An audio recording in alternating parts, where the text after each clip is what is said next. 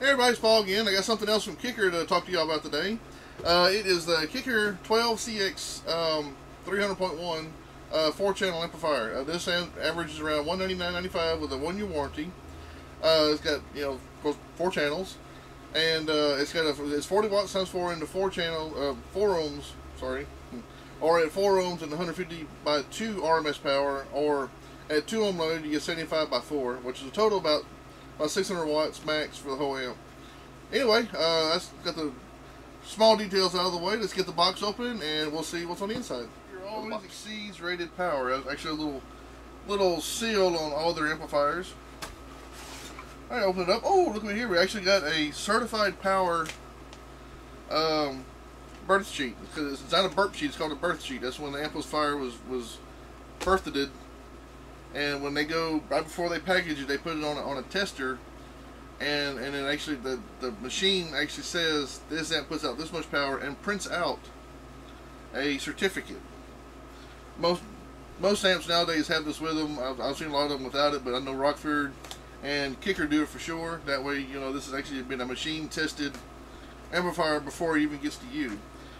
And according to this, total power output, this is RMS power, which is continuous running power, it's not peak, at 332. So basically what you do is you double that by 2, so you have 664 watts max power, or when it peaks out. So it also tells you the model number, serial number, and if it passed its total harmonic distortion or signal to noise or protection circuit test. It passed all those. They put a nice little plastic thing, you can frame it if you want. Anyway, that's what this is. The next thing I see on here in the corner, if I can pull it out without doing anything else, there we go. These are mounting hardware to stand the amp straight up and down. Normally amps are mounted across stuff, but they actually make this amp where you can actually stand it up. So if you have like several of these amps, you can just stack them side by side and take up a lot less room. Alright, I'll pull the amp out. It's got some styrofoam ends on it, and let's see, it's in a little baggie, and apparently I opened it from the wrong end. There's tape down there, so I thought there was. Oh look, more candy that you don't eat. It's not really candy.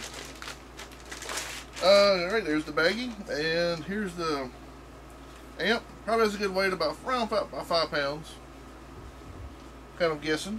The last thing I see in the box is mounting screws and the instruction manual. And you can see there's nothing else in the box, so I'm going to set this off to the side. And we will see what's all around here.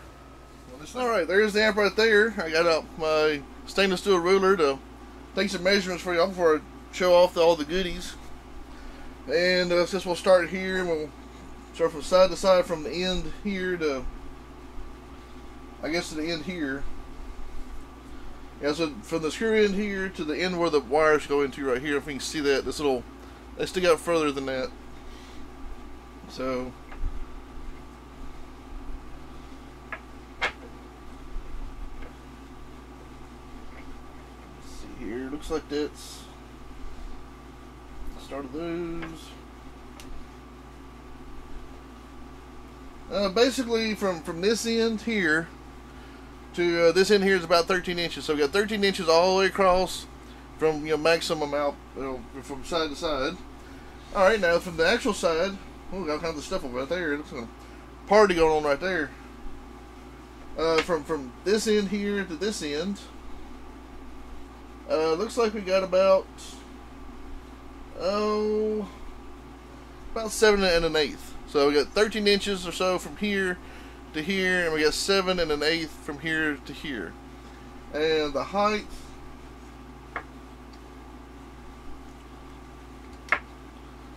is about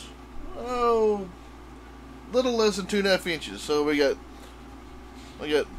13 inches from here to here, 7 1/8 from here to here, and 2.5 inches or so, maybe a little bit less, from here to here. So that's the dimensions of this. So alright, I'm going to put my ruler down, And got heatsink here, got the top, got a nice little blue line here, kicker CX 300.4, and looks like the same thing on this side as well.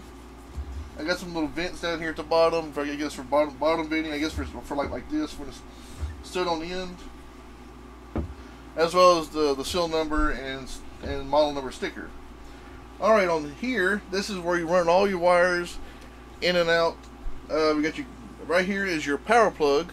It's not really plug, but that's where you plug your wires into. You got your ground, remote wire, and your 12 volts. Over here is your 4-channel output section. Got this right here. It's usually it's called amp 1, amp 2, but usually the ones on top is front and the ones on the bottom is rear.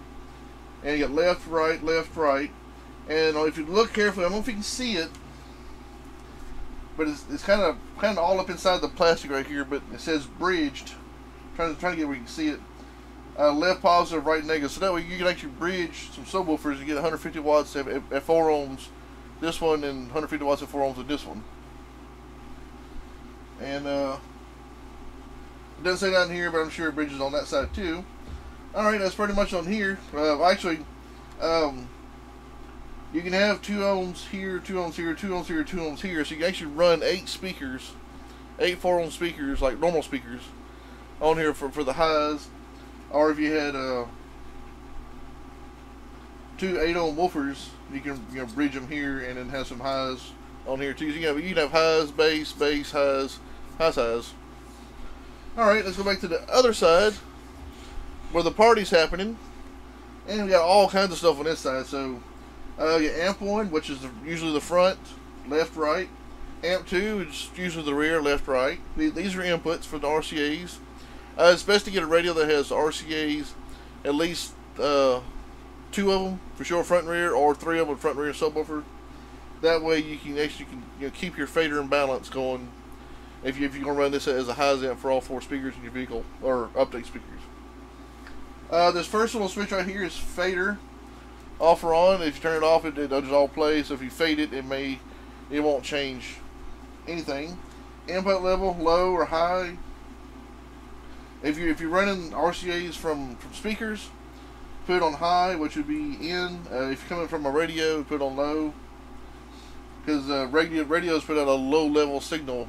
So if you put a speaker to it, you literally have to put your ear in almost inside the speaker to hear music playing. That's where the quality of the music comes from. This first round adjustment knob here, this is the gain knob. It's kind of like a volume knob to turn the gains up on the radio, on the amplifier, to adjust it just right. Of course, if you turn it too high, you might have distortions. But this is the gain for the front. This is the gain for the rear. So you got 2 gains, so you can actually do them separately. So you can have the front not near as loud and the rear louder, because it's in the rear. This top section is for the front, this is the bottom section for the rear, amp 1 and amp 2. The next switch says X over or crossover. We got off, which is full range. You got high, which is high range, like tweeter type style sounds, and low for low pass. You just flick the switch to whichever one you want. So it's a 1, 2, and a third selection switch, and there's the exact same one. Excuse me. For the rear. Next to it is frequency controls. You actually can control how much frequency. So if you're playing highs, you might want to kind of crank it up. If you're playing bass, you want to kind of back off on it,